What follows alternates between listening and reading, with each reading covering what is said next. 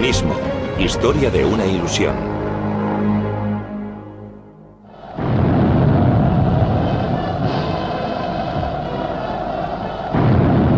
El imperio de Stalin.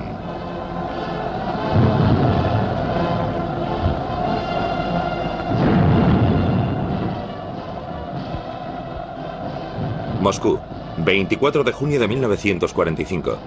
Las tropas soviéticas se reúnen en un desfile victorioso dedicado a su líder de guerra, Joseph Stalin. El comunismo ha derrotado al fascismo en la Gran Guerra Patria.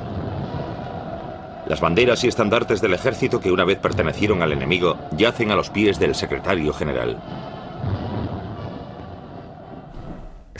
El zarismo fue parte de la herencia de Stalin. En cierta manera, echando un vistazo a su política exterior, su política con respecto a los Balcanes, las similitudes con la política exterior imperial zarista son asombrosas.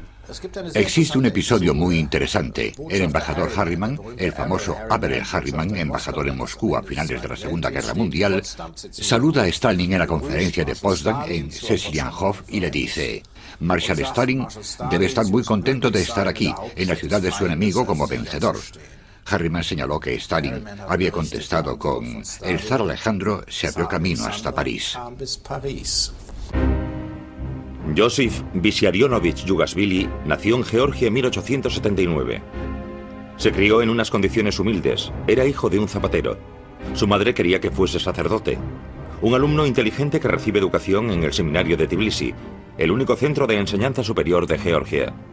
Socialdemócrata, desde 1898 fue encarcelado y condenado al ostracismo por actividades revolucionarias.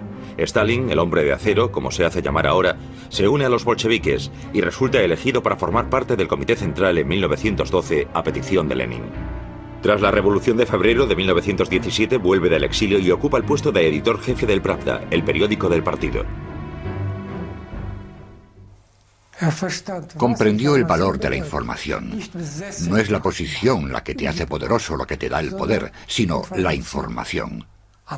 En el principio era el verbo.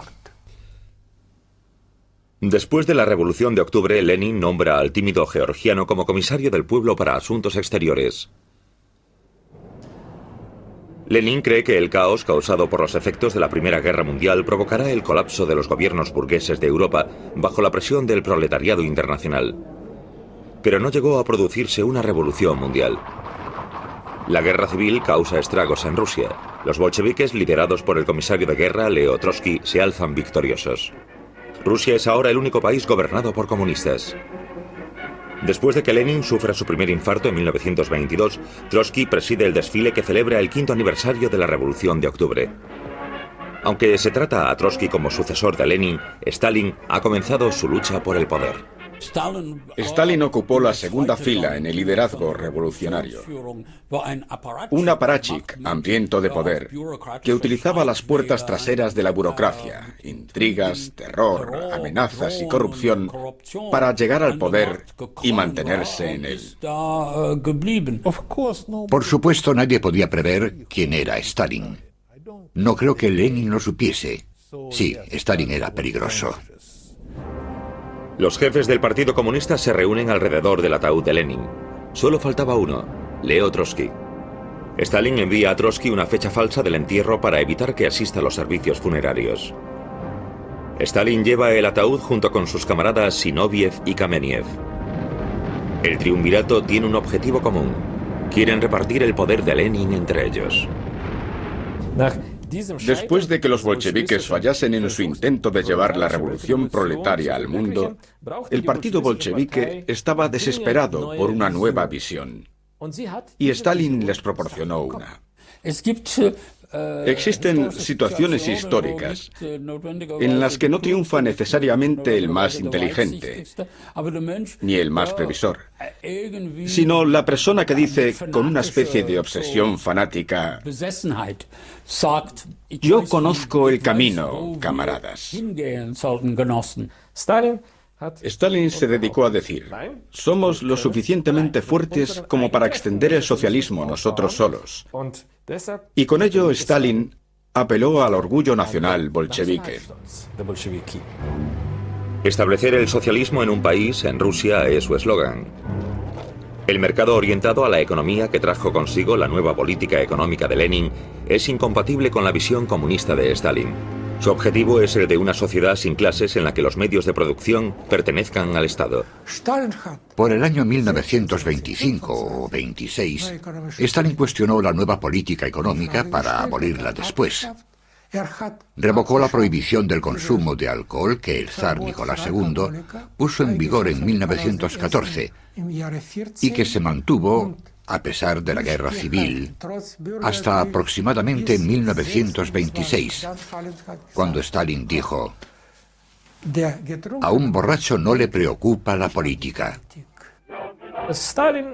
La capacidad teórica de Stalin era relativamente limitada, lo que ayuda a explicar por qué le desdeñaban cierto número de teóricos bolcheviques. Lo que Stalin y Lenin tenían en común era un extraordinario sentimiento por el espíritu de la época en que vivían. Lo primero que hizo fue dejar a Leo Trotsky, un defensor de la Revolución Mundial, fuera de los puestos oficiales por su tendencia izquierdista demasiado alejada de la línea del partido. Luego Stalin se volvió contra los que fueran sus camaradas. Zinoviev y Kameniev fueron despojados de su poder. Kameniev recuperó beneplácito y puesto después de una humillante y pública demostración de autocrítica. Stalin apelaba a unas tendencias democráticas e igualitarias dentro de las nuevas bases del partido. Tal como dijo en el 15º Congreso del Partido Bolchevique en diciembre de 1927, no necesitamos aristócratas en el partido. Stalin ordenó la detención de Trotsky, su adversario más peligroso, y siguiendo la más fina tradición zarista, también su destierro a Siberia. A continuación, desacreditó a los partidarios de la nueva política económica de Lenin, calificándolos de disidentes con tendencias derechistas, y los expulsó del poder. Stalin fue un político muy preciso y centrado cuando se trataba de posición política y personal en el poder. Y un inmenso país se vio sujeto a sus intereses por el poder. Los representantes más destacados de la facción stalinista no eran meros instrumentos del poder de Stalin, eran sus camaradas en espíritu. Y, gracias a su ayuda, él fue capaz de llevar a cabo esa revolución sin precedentes desde arriba. Con la presentación del primer plan quinquenal da comienzo el proyecto, construir el socialismo en un país. Stalin dedica el partido a desarrollar la industria pesada y a colectivizar la agricultura. Su principio, todo para el país, nada para el individuo. No hay espacio para el disentimiento. Quien vaya contra las líneas del partido es un enemigo del pueblo.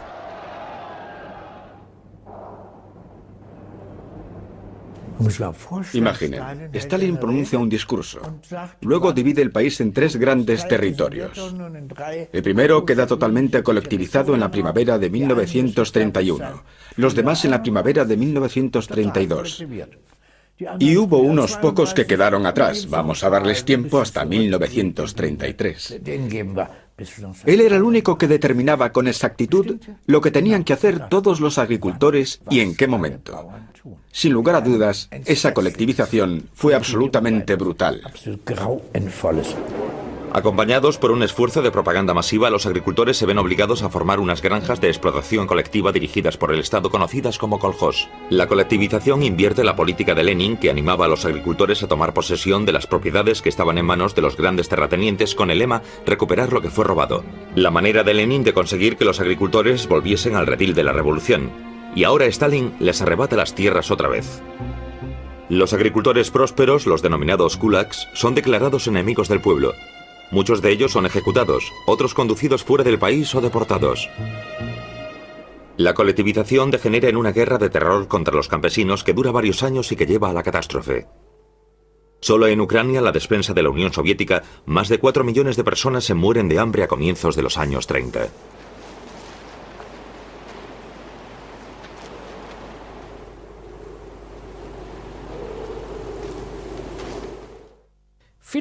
Muchos líderes bolcheviques y muchos de los camaradas de Stalin eran de la opinión de que, ahora que esta revolución se había consumado de arriba a abajo, ahora que se había expropiado a los agricultores, Se había alcanzado el objetivo del sistema y el socialismo se había llevado a cabo en Rusia.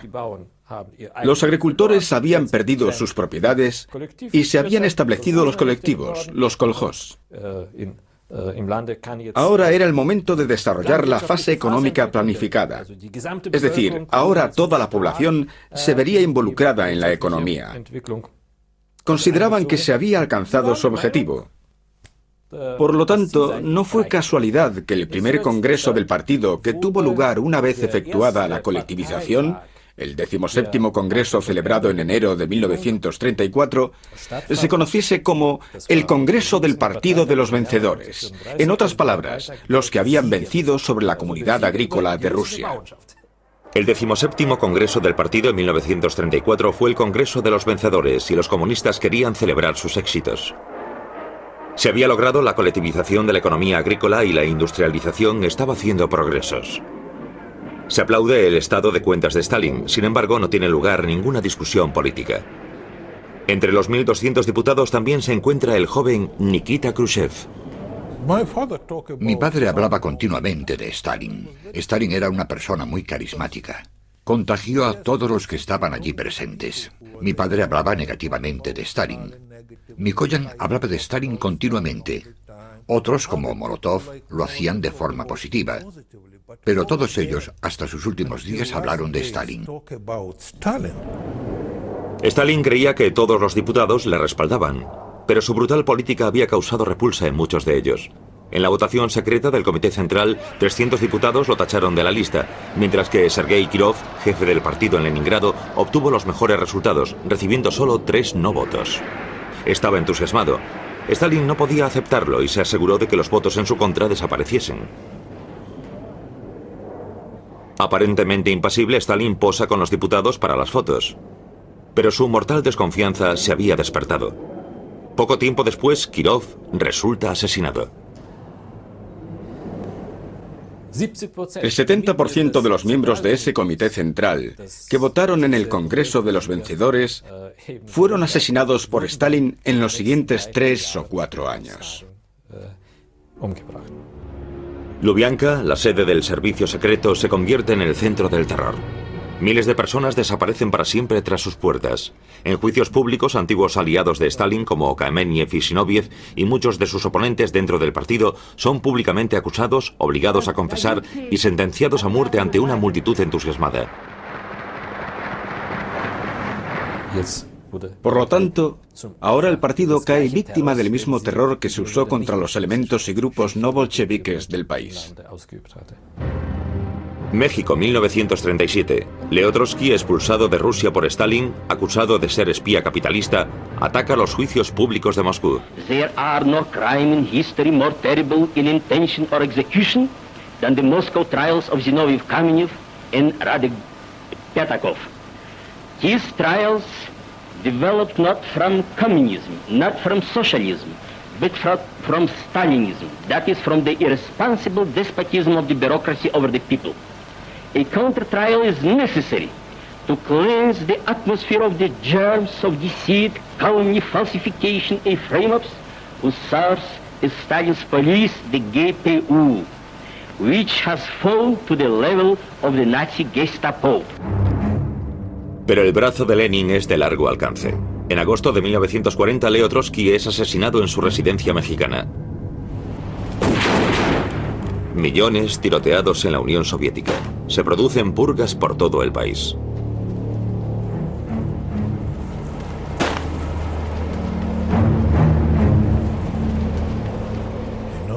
La respuesta a la pregunta de por qué mi padre sobrevivió a Stalin es como si vas a un sitio y te encuentras a una persona después de un terremoto y le preguntas, ¿cómo has sobrevivido al terremoto? Por casualidad, porque tuvo suerte, nada más. En 1937, ayudé a mi padre a limpiar su biblioteca, como se decía entonces. Mi padre y yo llevamos cestos llenos de libros de Trotsky, Zinoviev, Kameniev y otros que habían caído en desgracia. Y los quemamos en el horno del sótano. Y todos los días esperábamos que llegasen, se llevasen a mi padre y desapareciese. Una simple denuncia es suficiente para condenar a alguien. Se crean los gulags, un sistema de enormes campos de prisioneros. Cualquiera podía caer presa del castigo arbitrario. La opresión acalla toda resistencia. El terror de Stalin costará millones de vidas.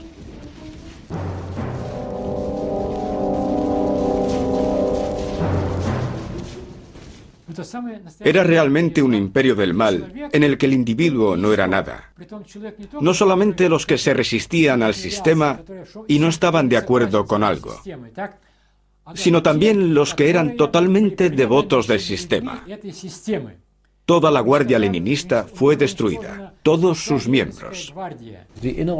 La oposición interna en la Unión Soviética fue casi completamente erradicada en los años 30.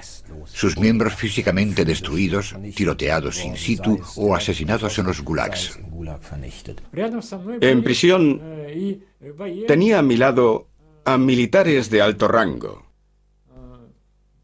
obreros del partido, secretarios locales y de distrito, personal de la NKVD. No había ningún grupo profesional que no acabase en ese lugar de construcción. Nadie prestaba atención a cuántas personas morían, a cómo estaban alimentadas o vestidas. A nadie le interesaba.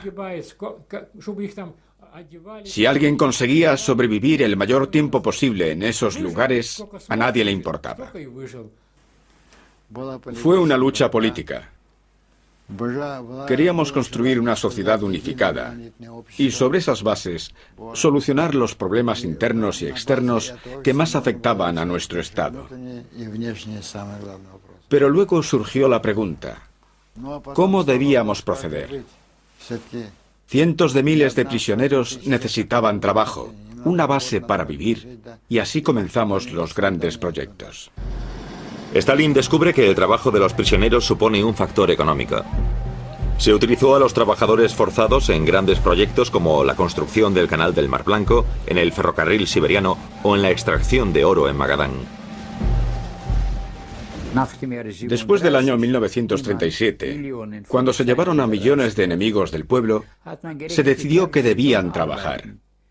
En primer lugar, se necesitaba oro, y en segundo lugar, se suponía que la gente debía caer muerta. En invierno no había palizas. Si alguien no podía trabajar más, no se le pegaba y se le dejaba tranquilo, pero se le quitaba el abrigo. Debía trabajar, porque de otra forma se moría congelado.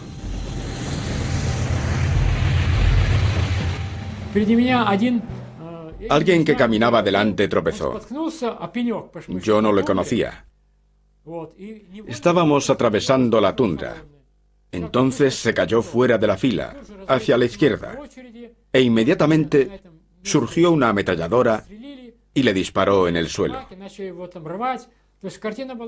Luego los perros le destrozaron.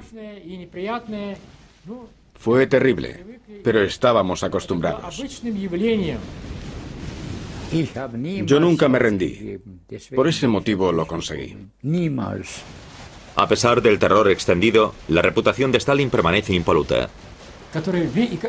Pero los prisioneros creyeron hasta el final que Stalin no tenía nada que ver con aquello, que le habían engañado, que no era más que propaganda imperialista con el claro propósito de engañar a Stalin y al gobierno.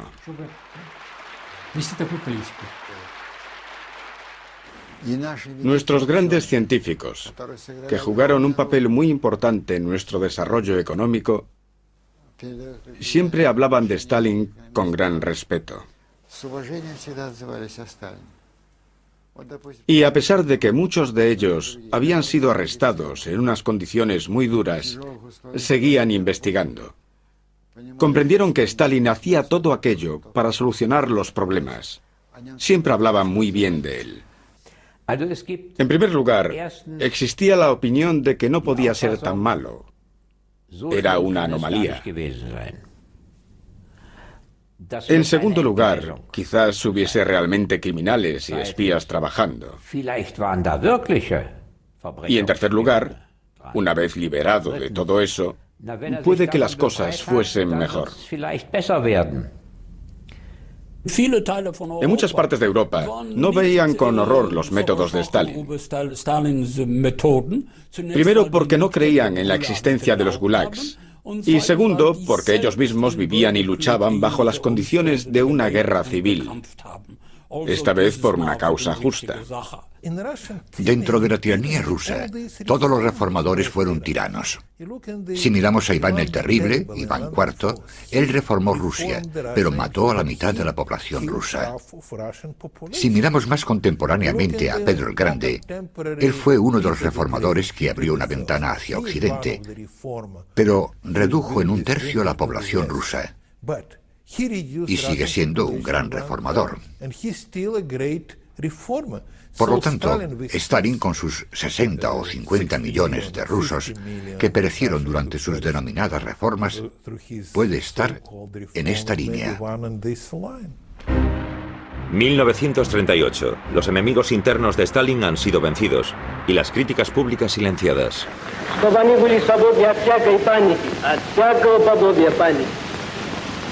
Когда дело начинает осложняться, и на горизонте вырисовывается кое-какая опасность, какая бы она ни была.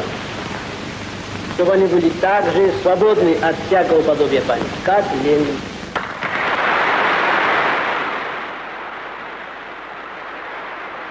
Con una severidad sin precedentes, Stalin ha impuesto un modelo de sociedad radical en la Unión Soviética. Stalin declara que se ha alcanzado el comunismo, el modelo supremo de sociedad. Pero su visión todavía iba más lejos, ya que de acuerdo con las enseñanzas marxistas sobre las formas de la conciencia, se dispone a crear el nuevo hombre socialista. Especialmente los jóvenes intelectuales se sienten fascinados por el radicalismo e incluso por cierta brutalidad. Y este lado radical y brutal del comunismo, que lo cambiaría todo de una vez por todas y encontraría la gran solución, resultaba fascinante, creo yo. Yo aún era muy joven, 18 años. Acababa de graduarme en el instituto con un año de antelación, ya que Adolf Hitler necesitaba soldados. Y luego casi me convierto en comunista. Tenía un amigo marino mayor que yo. Él había visto el mundo, era un adulto y yo todavía era un adolescente. Y bajo esa influencia y por oposición a los nazis, casi me convierto en comunista. No sabía lo que era el comunismo en realidad, pero me atraía mucho la idea de la igualdad absoluta. Pero no fue más que una fase. La idea de la igualdad absoluta era fascinante y Stalin la utilizó de manera inteligente. Los desfiles celebrando la imagen romántica de un pueblo feliz en el estado de los obreros y los campesinos. El nuevo hombre del socialismo debería ser desinteresado, trabajar hasta el agotamiento y comprometido con los ideales del comunismo.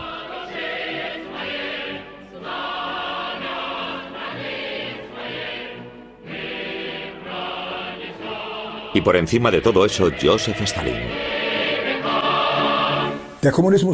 El comunismo quería el nuevo hombre. Y emprendió un enorme experimento que duró décadas para descubrir si eso era posible. Se remite a las viejas ideas para hacerlo. Y al final, el resultado es que el nuevo hombre no puede ser engendrado. Pero este optimismo antropológico de que uno puede hacer un nuevo hombre es, creo yo, el núcleo del fracaso del comunismo. Se declaró oficialmente que el marxismo-leninismo no era una teoría política, sino una ciencia. La ciencia de leyes y modelos que determinan a los países y pueblos en el pasado, presente y futuro. Leyes, no opiniones. El comunismo pretende ser una ideología científica con leyes y modelos. Y la manera detallada en que se presenta comienza con el materialismo dialéctico y los fenómenos psicológicamente tan interesantes que difieren de todas las demás creencias no comunistas. Es decir, síntesis, cooperación, colaboración, todo eso es negativo. La historia de la humanidad está determinada por los conflictos, la lucha y la contradicción. Se invita a los intelectuales de todas las partes del mundo al Congreso de Escritores celebrado en Moscú. Están comprometidos con la búsqueda de un mundo más justo. Maxim Gorki pronuncia el discurso de apertura. A sus ojos, el occidente capitalista está corrompido y el futuro pertenece al comunismo. Se pone al servicio de la propaganda estalinista sin ningún escrúpulo. Los artistas internacionales proporcionaron glamour al acto y legitimidad al régimen.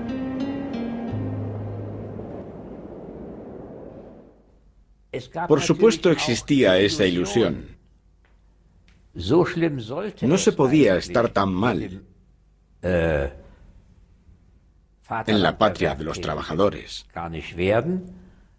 porque quería y era capaz de ofrecer una alternativa a la degenerada y decadente sociedad occidental. Así que había una plétora de diversas esperanzas, ideas, observaciones, expectativas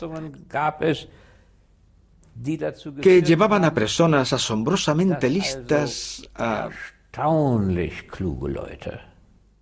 No, al revés. Personas asombrosamente inteligentes demostraron que la inteligencia y la astucia no tienen por qué ser idénticas.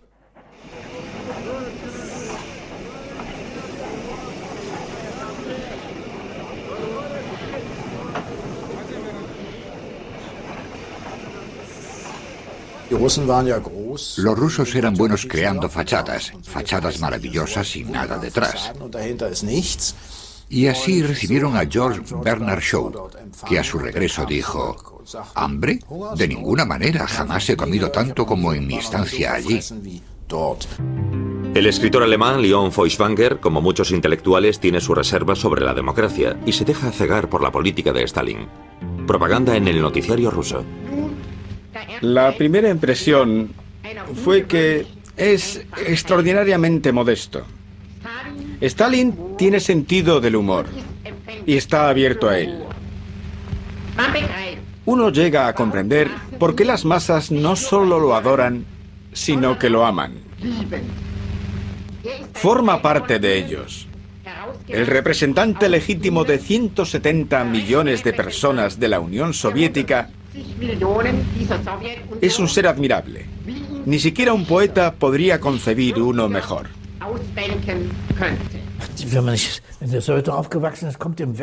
Si creces en la Unión Soviética y vienes a Occidente, todo el mundo comienza a hablar de estabilidad. ¿Estabilidad? Un nerviosismo extendido, crisis. Yo dije, ¿por qué estáis preocupados? Es normal, la crisis es normal. La estabilidad es la excepción, muy poco frecuente y muy insignificante. Se desarrolla una relación enteramente diferente entre los fenómenos históricos y contemporáneos y la creencia de que únicamente el marxismo-leninismo tiene esa nueva percepción.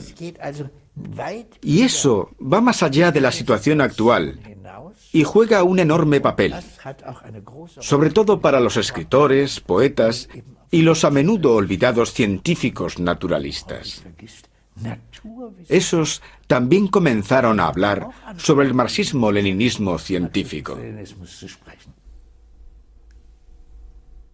Iré un poco más atrás. Uno puede interpretar todo el siglo XX como la búsqueda de la respuesta a esta pregunta. ¿Qué viene después del cristianismo? ¿Dónde encontraremos nuestras utopías postcristianas?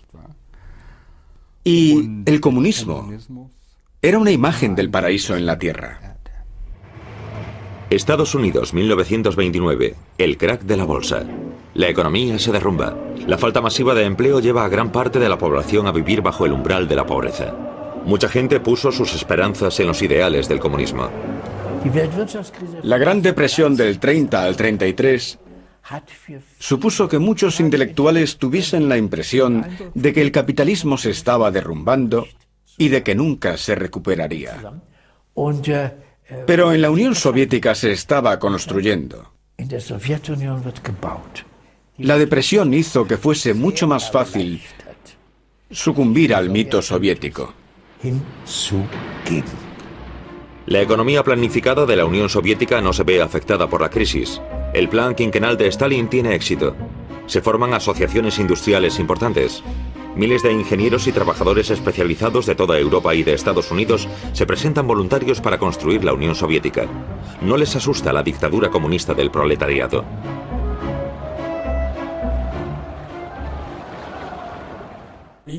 Desarrollé mi conciencia política a finales de los años 30 en un gran estado socialista llamado Nueva York. Y se podría decir que algunos intelectuales sabían muy bien que Stalin era un tirano y que utilizaba el socialismo para justificar la increíble concentración de poder, el uso explotador que se hacía de él y la tiranía y los asesinatos en los gulags. Por otra parte, mucha gente lo admitía inconscientemente, pero decían, sí, pero Rusia, la Unión Soviética, es la única defensa contra el fascismo. Nos engañamos a nosotros mismos, pretendiendo que el denominado mundo occidental siempre ha sido dominante. Ocurre lo siguiente. En la primera mitad del siglo XX, la mayoría de los europeos creían en otros sistemas de valores, fuesen fascistas o comunistas. Solamente vamos a decir, un tercio creía en los valores de la democracia liberal. Por tanto, toda Europa perseguía otras utopías. En Alemania nos encontramos con la doctrina de Hitler sobre la superioridad de la raza aria.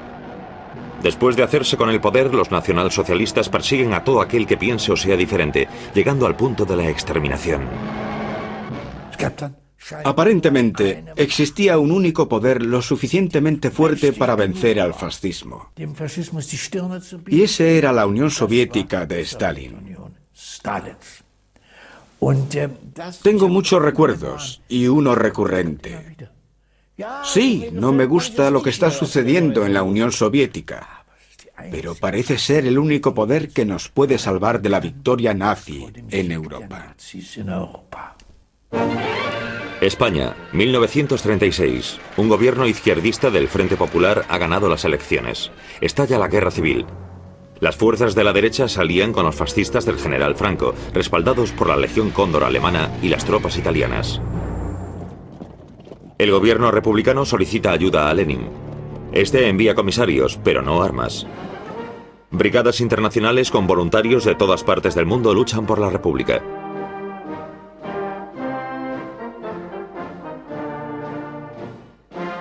Pero gracias a la posesión y uso del armamento y a las tropas extranjeras, los fascistas del general Franco se proclaman vencedores.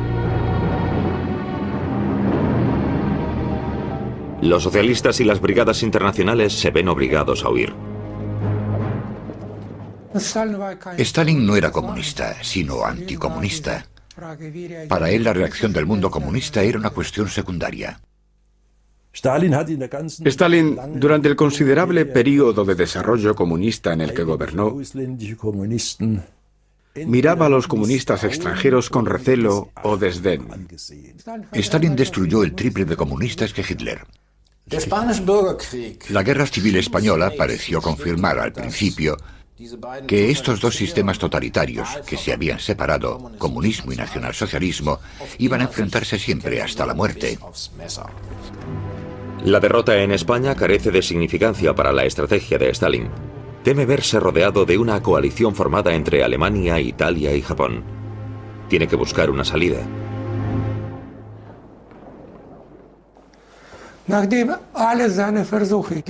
Después de que todos los intentos por formar una alianza con los ingleses y los franceses contra la agresión nazi fracasaran, Stalin no ve otra manera de evitar la guerra que con el pacto de no agresión con Alemania. De acuerdo con todos los documentos nuevos que tenemos a nuestra disposición, esencialmente la intención de Stalin era, es imposible asegurarlo por completo, quedarse el mayor tiempo posible fuera de esa guerra mundial que él sabía que se vislumbraba y quizás sacar beneficio cuando se terminase. En agosto de 1939, Ribbentrop, el ministro alemán de Exteriores, vuela a Moscú cumpliendo órdenes de Hitler. Los dos dictadores más poderosos de Europa firman un pacto de no agresión. Hitler quiere curarse en salud antes de atacar el oeste de Europa. En un acuerdo secreto se reparten Polonia entre ambos. Hitler también permite a Stalin quedarse con los estados bálticos. En la Unión Soviética se interrumpe la propaganda antifascista.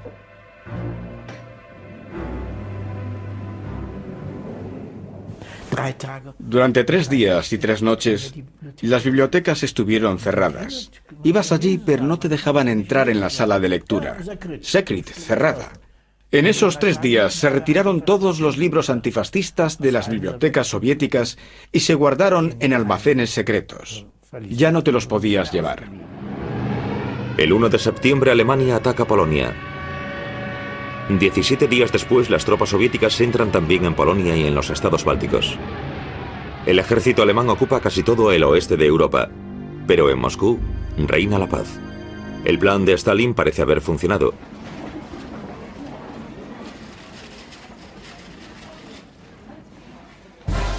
Pero solo aparentemente.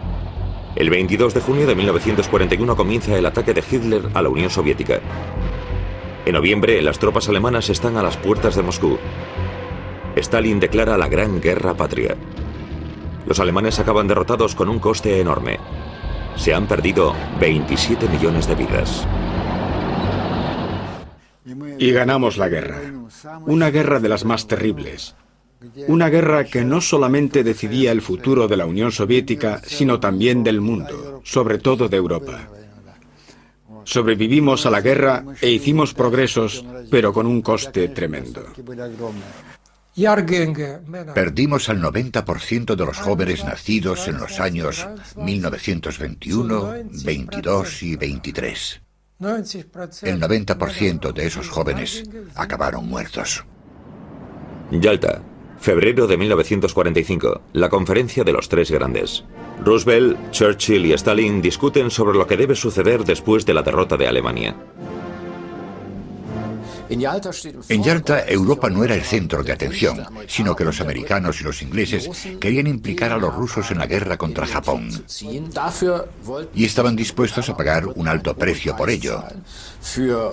Para Roosevelt, presente en Yalta, ese precio suponía que estaba dispuesto a aceptar que los europeos continentales, viviesen literalmente bajo el dominio soviético durante los siguientes 300 años. Roosevelt, Stalin y Churchill dividen Alemania en zonas de ocupación. Polonia se convierte en un satélite soviético y el Consejo está de acuerdo en ratificar el pacto entre Hitler y Stalin. Por lo tanto, Inglaterra no logra su objetivo en la guerra, una Polonia independiente.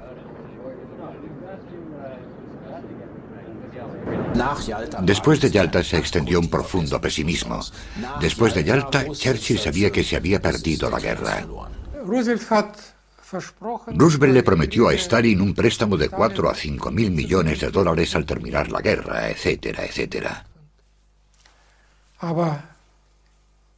¿Pero qué se consiguió? En marzo de 1945, en abril de 1945, ya estaba todo dispuesto. Churchill y su operación impensable. Una guerra contra la Unión Soviética inmediatamente después del fin de la Segunda Guerra Mundial. Muy pronto los aliados se convirtieron en enemigos acérrimos. Europa está dividida.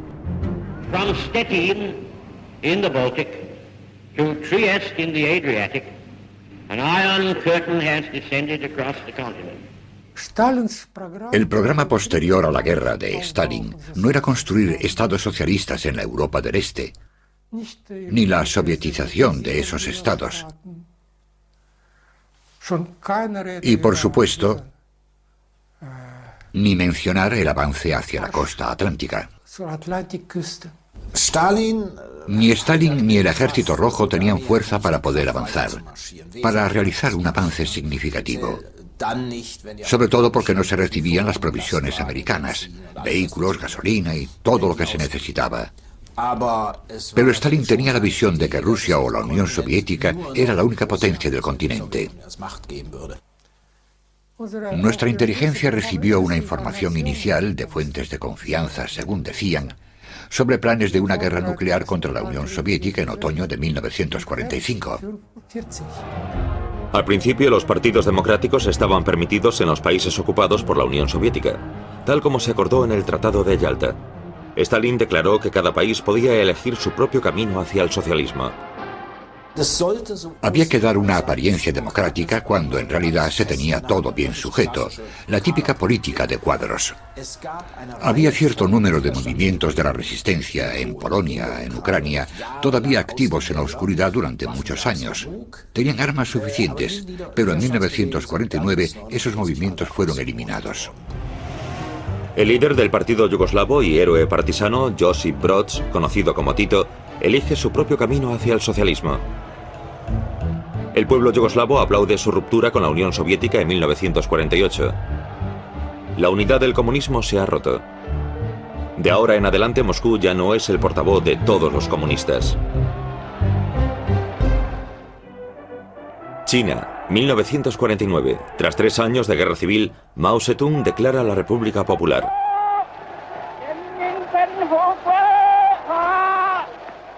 32 años después de la Revolución Rusa de octubre, los comunistas vencen en la nación más poblada del mundo. Mao Zedong, descendiente de una familia de campesinos y estudiante de magisterio, cofunda el Partido Comunista Chino en 1921. Cree que el proletariado rural constituye el núcleo de las masas revolucionarias. Siguiendo el ejemplo de Lenin, se gana a los campesinos expropiando a los grandes propietarios. En cuanto se hacen con el poder, los comunistas chinos comienzan a transformar la sociedad china. Transforman completamente la estructura administrativa siguiendo el modelo soviético. Y toda la estructura del partido también, por supuesto. El Partido Comunista Chino se construye casi como una copia a carboncillo del modelo soviético. Mao tenía fuertes similitudes con Stalin, y él lo sabía. Mao viaja a Moscú por el 70º cumpleaños de Stalin. Aquí se reúnen los 2 hombres más poderosos del bloque comunista. Sus súbditos forman casi la mitad de la población mundial. 2 dictadores que alimentan un culto a la personalidad y que persiguen sus objetivos utilizando la fuerza y el terror. Con Stalin existió la represión y se ejecutó a gente inocente. Pero al mismo tiempo nuestro país experimentó un increíble progreso. Se convirtió en una superpotencia, se industrializó con éxito la economía y se colectivizó la agricultura. Fue una revolución extraordinaria que ayudó a avanzar a nuestro país.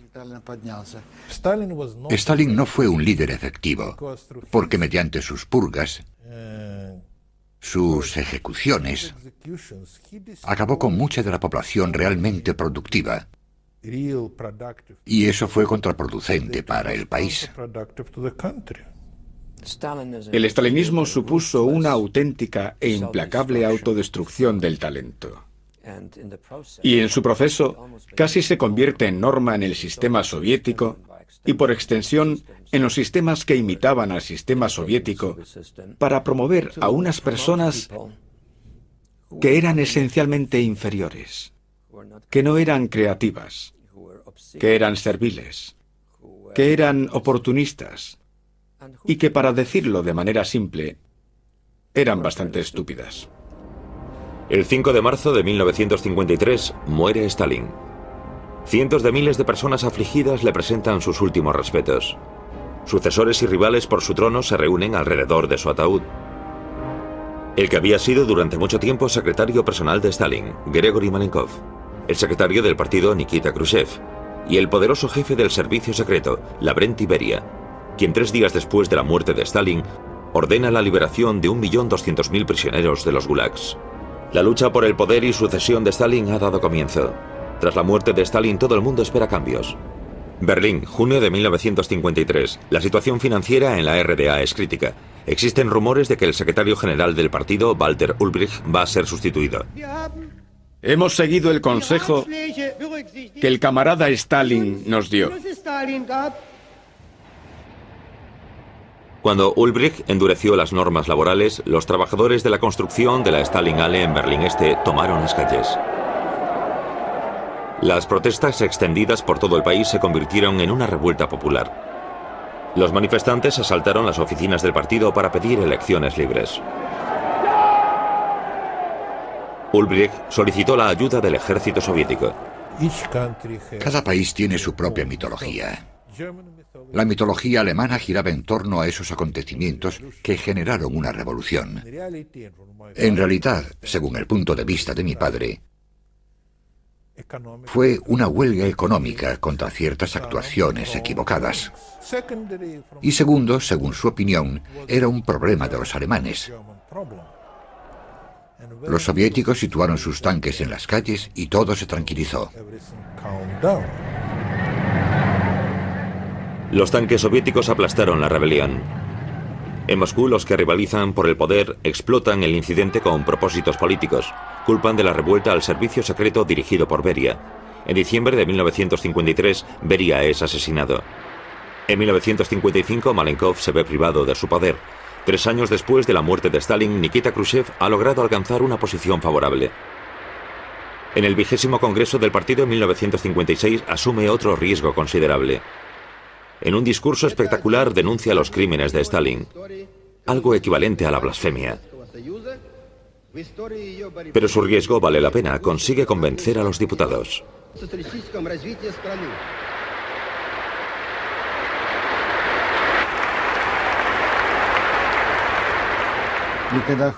Cuando Khrushchev pronunció su discurso, todos se quedaron asombrados, porque nadie conocía el alcance de la represión.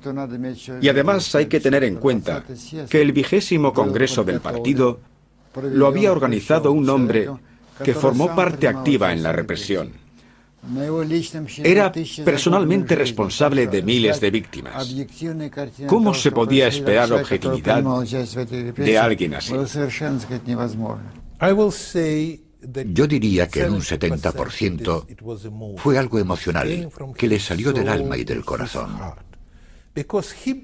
Porque él creía que estaban construyendo la mejor sociedad del mundo. Con el comunismo, el pueblo viviría como en el paraíso. Los diputados cantan la Internacional. Han elegido a un nuevo líder que les conducirá a un mundo nuevo y mejor. Las expectativas hacia Nikita Sergeyevich Khrushchev son altas.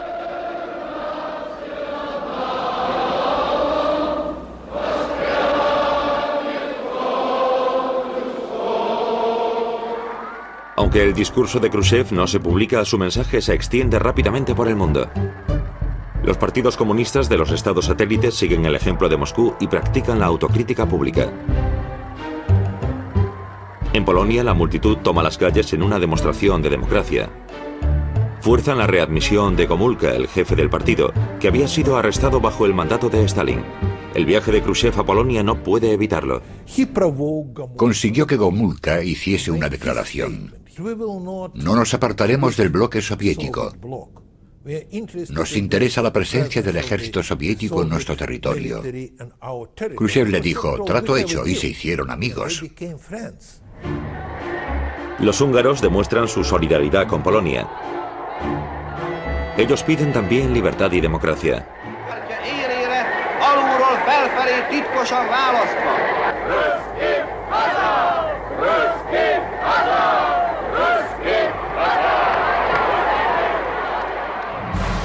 Los manifestantes se enfrentan en primer lugar con la policía húngara y luego con las fuerzas de ocupación soviéticas. El ejército húngaro se une a la rebelión. Durante unos días los tanques soviéticos despejan Budapest. El nuevo gobierno, bajo el mando de Imre Anochi, se retira del Pacto de Varsovia y declara la neutralidad de Hungría. Para Khrushchev, eso supone un putsch contrarrevolucionario que no puede permitir. Eran combatientes libres, gente normal que luchaba por su libertad, por supuesto, pero detrás de ellos estaban las poderosas fuerzas antisoviéticas. Había dos poderes que participaban en un juego por el poder, y estaba la gente normal que les pagaba su juguete. Gracias a la fuerza superior de los tanques soviéticos, Khrushchev aplasta la rebelión. Llevados por la desesperación, los húngaros recurren a las Naciones Unidas pidiendo ayuda. Pero no se produce nada más allá de la aprobación de algunas resoluciones. Khrushchev ha reafirmado su poder. Convencido de que el sistema comunista es superior, se dispone a ganar la batalla contra el capitalismo.